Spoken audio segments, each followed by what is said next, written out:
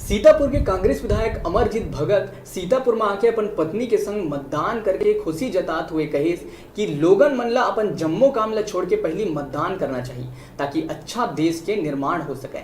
अमरजीत भगत हा न्यूज 36 ले गोड़ बात में बताइस कि लोकतंत्र के तिहार सबले महत्वपूर्ण तिहार है जेमा मतदाता अपन मत के उपयोग कर एक अच्छा देश के भविष्य के निर्माण कर सके। मतदान किया। जी विधायक जी, लोकतंत्र का त्यौहार है, क्या मानते हैं, क्या लग रहा है? मतलब वैसे हर किसी को अपने मत का उपयोग करना चाहिए और इस अवसर पर किसी को भी चूकना नहीं चाहिए। आपका एक वोट देश का भविष्य तय करता है और हमारा वोट डला है देश के युवाओं के लिए, बदलाव के लिए, यहाँ की प्रगति और विकास के लिए कांग्रेस को।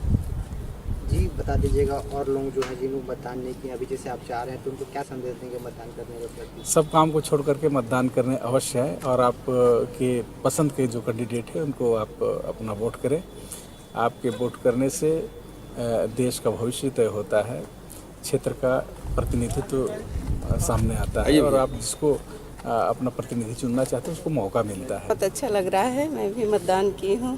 मैं सबको बोलती हूँ कि सब आए अपने काम धंधा छोड़ के और सब मतदान करें। मतदान करने से अपने देश का भविष्य तय होता है।